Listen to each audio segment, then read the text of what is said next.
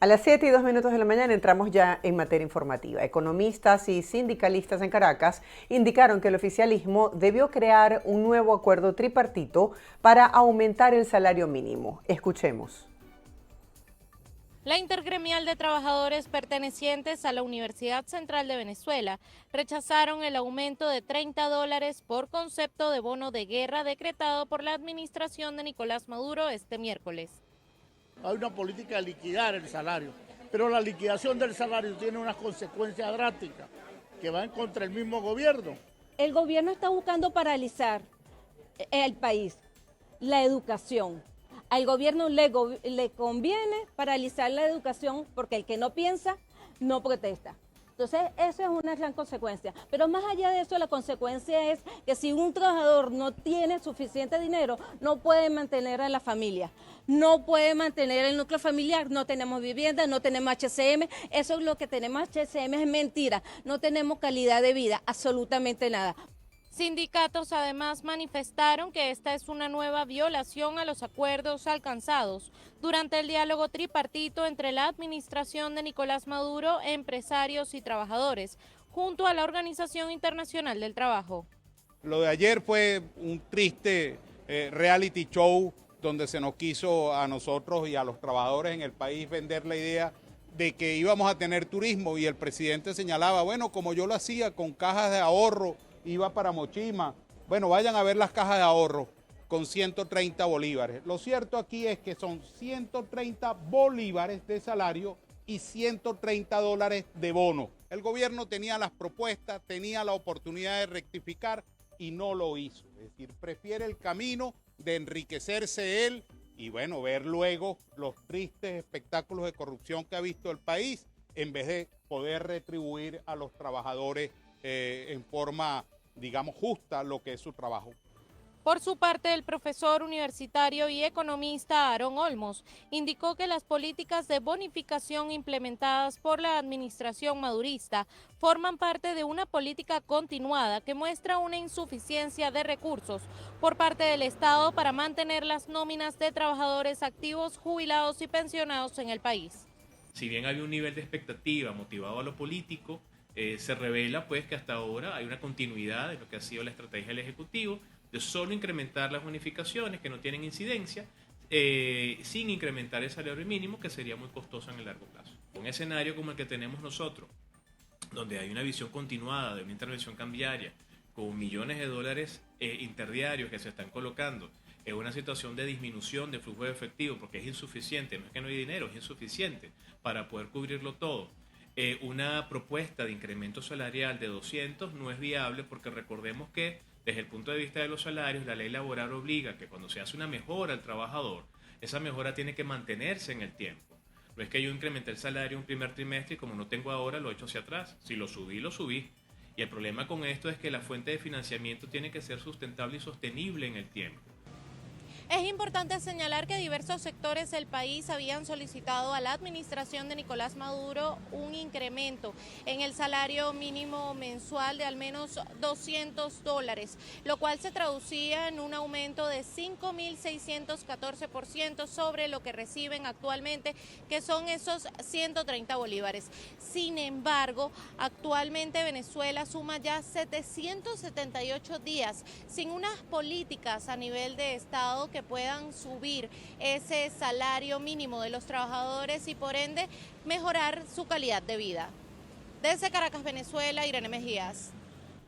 Gracias, Irene, por este reporte desde la ciudad de Caracas. Por otra parte, el Ministerio Público venezolano solicitará una nueva orden de extradición contra políticos de oposición, en este caso Leopoldo López y Julio Borges, presuntamente involucrados en la trama de corrupción PDVSA Cripto. Vamos a escuchar lo que dijo el fiscal.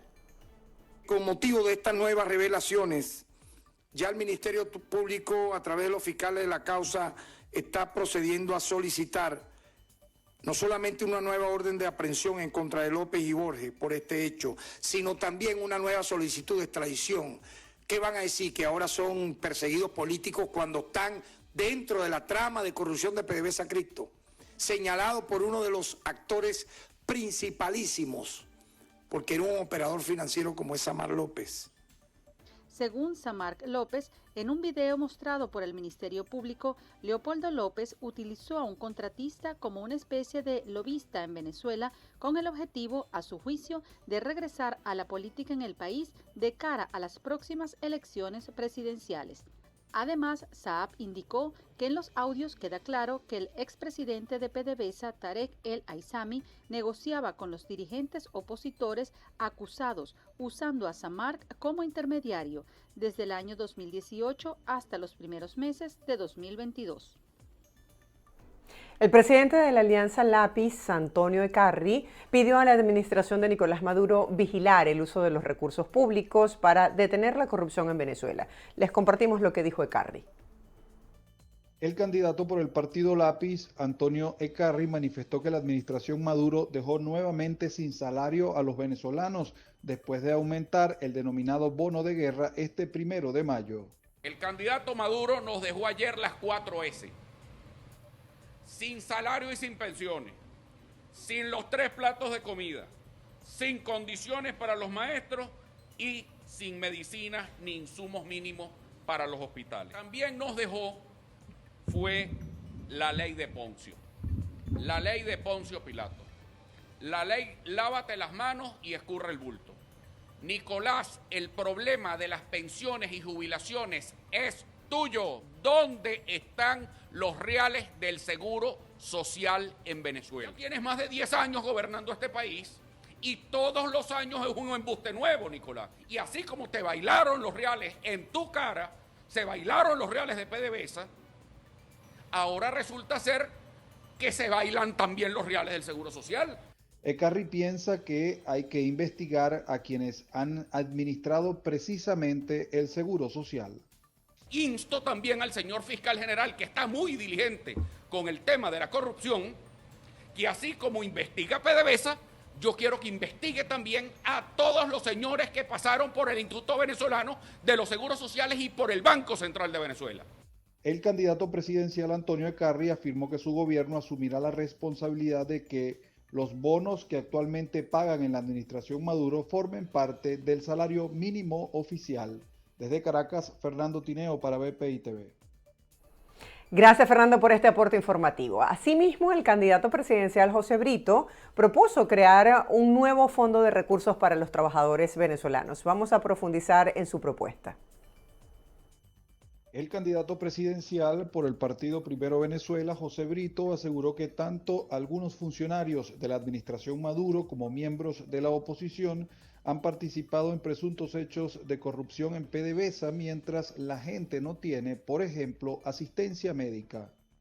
Prendieron un ventilador de estiércol cuando todos se ven descubiertos. Yo escuché esos audios, los primeros, los únicos que hemos escuchado nosotros, 1, 2, 3, 4, 5 y hasta 20 veces. Y yo rescato un pedacito, cuando Samar López dice, es que el tipo se quiere quedar. Supongo que el tipo se refieren a Nicolás Maduro. Nosotros tenemos que quedarnos con esta. Es decir, cúpulas del sector gubernamental con cúpulas del sector oposición se pusieron de acuerdo para robarse los reales del país, para saquear al país y con ese dinero hacerse el poder político y saquear al país. Ahorita me llamaba la mamá de un niño que necesitan operarlo de emergencia. Cuando estaba a punto de ingresar a la rueda de prensa, me devolví y fue a atenderle la llamada. Llorando la señora, llorando a moco partido. Y cuando tú ves un drama como eso en un hospital, allá en el hospital Luis Racetti de Barcelona, y uno dice, Dios mío, qué miserables son. También criticó el aumento del ingreso mínimo de los trabajadores a través de los bonos que pagan en la administración pública. Según Brito, en su posible gobierno creará un fondo de recursos que comparó con uno que existe en el Reino de Noruega. Este fondo soberano Simón Bolívar, como ustedes podrán ver, tiene 4 prioridades estratégicas. La maximización del capital para obtener el mayor rendimiento en las inversiones que se realicen con los ingresos obtenidos. La estabilización económica para evitar el impacto de la crisis. Según José Brito, mientras Venezuela continúe solo exportando materia prima sin transformarla, seguirá sumida en los vaivenes de los precios en el mercado y por ende en una economía inestable. Desde Caracas, Fernando Tineo para BPI TV. Gracias, Fernando, por este reporte. Nosotros continuamos en otras informaciones. Carlos Pérez Ampueda, viceministro para la Gestión de Riesgo y Protección Civil en Venezuela, informó sobre la desaparición de una mujer en el Parque Nacional El Ávila, luego de caer mientras volaba en parapente en el sector Fila Cachicamo de la ciudad de Guatire. La mujer fue identificada como Minerva Morales, de 26 años de edad. De acuerdo con Pérez Ampueda, más de 50 funcionarios del Sistema Nacional de Riesgos se encuentran en la búsqueda de la parapentista, además de agrupaciones voluntarias y rescatistas. Pérez Ampueda reveló que las autoridades realizan la búsqueda a pie y también activaron el empleo de drones y sobrevuelos para localizar a Morales. Cambiamos de tema. Tras cerrar sus campañas electorales, los candidatos presidenciales de Panamá centraron parte de sus discursos en el cierre de la selva del Darién, un paso, como ustedes saben, usado por miles de migrantes, la mayoría de ellos venezolanos, según datos oficiales de ese país. Más información en la siguiente nota. Cerrar o no cerrar el paso migratorio por el Darién. Este es uno de los temas que han tocado los candidatos a la presidencia de Panamá y que ha dividido opiniones. Una de las más fuertes es la de José Raúl Molino, quien aseguró que le pondría freno a la migración, pidiendo apoyo a los países implicados en ese flujo de viajeros y repatriando a estos a sus respectivas naciones. El reemplazo de Ricardo Martinelli en la candidatura llegó hasta bromear, opinando que le pediría ayuda a Donald Trump para construir un muro que cubra los 266 kilómetros de frontera terrestre de selva. El abogado internacionalista y activista de derechos humanos, Iván Chanis, opinó a EFE que es preocupante que candidatos digan que van a cerrar el Darién, ya que así le quitan legitimidad a una problemática profunda y porque es mentira que sea posible cerrar este paso. Otros aspirantes, como el expresidente Martín Torrijos o el antisistema Ricardo Lombana, ven irreal que se pueda frenar la migración y destacan que la clave es mantener los controles sin dejar de brindar garantías y derechos a los viajeros. Sostienen que es muy importante coordinar los servicios de inteligencia de los países implicados para identificar y combatir al crimen organizado, evitando así episodios como el que relata el migrante venezolano Héctor Martínez. Íbamos en un grupo de 70 personas y al llegar a un punto, me imagino que estratégico para ellos, nos abordaron varios hombres encapuchados con armas,